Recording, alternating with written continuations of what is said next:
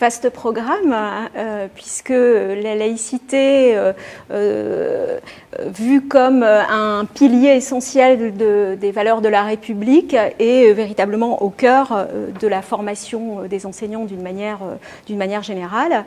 Et à l'INSPE de Lille, nous avons mis effectivement cette question de la laïcité au cœur de notre formation, à la fois dans le cadre d'un tronc commun à destination de tous nos futurs enseignants de toutes les disciplines, les professeurs des écoles, mais également les futurs CPE. Et dans le cadre de cette formation que l'on appelle une formation interdegré, nos étudiants sont formés à rendre opérationnelle une définition de la laïcité, à réfléchir à la question de la transmission des valeurs de la République, puisque c'est la mission numéro 1 donc, des enseignants, et également à réfléchir de manière peut-être un peu plus réflexive à ce qu'on appelle la pédagogie de la laïcité. Donc voilà les 3 portes d'entrée qui apparaissent dans le cadre de ce tronc commun. Nous avons aussi une spécificité à l'INSPE de Lille, c'est l'existence de modules complémentaires, des modules qui sont choisis par nos étudiants de M1, qui souhaitent se spécialiser plus particulièrement sur une question, et nous leur offrons donc la possibilité de se spécialiser sur la pédagogie de la laïcité, sur la question spécifique de l'émancipation intellectuelle des élèves, à hauteur de 30 heures, et à hauteur de 30 heures également dans le cadre du module complémentaire enseigner les faits religieux.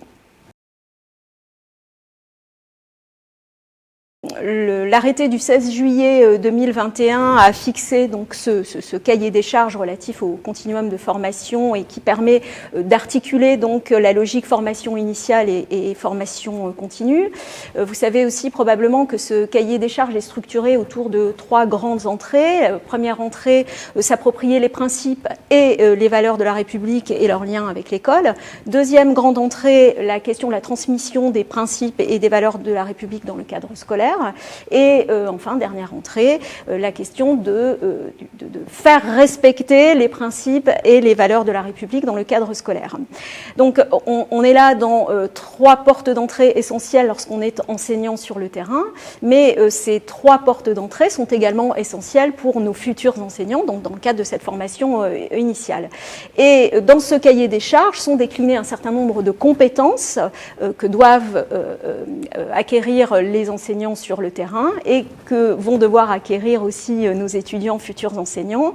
Et l'idée du travail, du groupe de travail qui s'est mis en place il y a quelques mois, c'est donc de décliner ce cahier des charges en travaillant plus spécifiquement des compétences pour nos étudiants du Master MEF. Des compétences qui vont mettre en valeur le travail autour de l'articulation terrain-recherche, parce que c'est ce qui est au cœur de notre formation dans les INSPE, articuler le terrain et la recherche. Dans ce groupe de travail, il y a quelques référents laïcité des INSPE.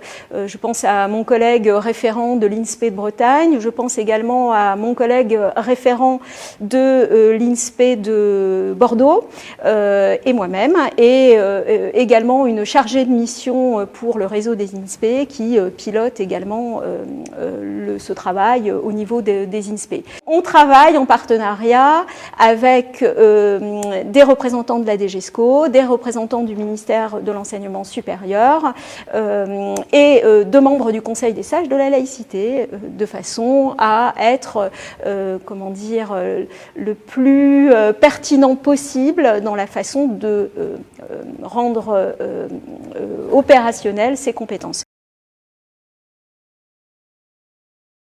Oui, bien sûr, hein, c'est tout à fait l'objectif. Nous travaillons dans le cadre de ce groupe, mais il est évident que nos collègues référents des autres INSPE, de toutes les INSPE, sont également concernés, puisque régulièrement nous organisons des réunions de façon à se mettre d'accord sur ce qui fait la spécificité de la formation à la laïcité dans chacune des INSPE de France.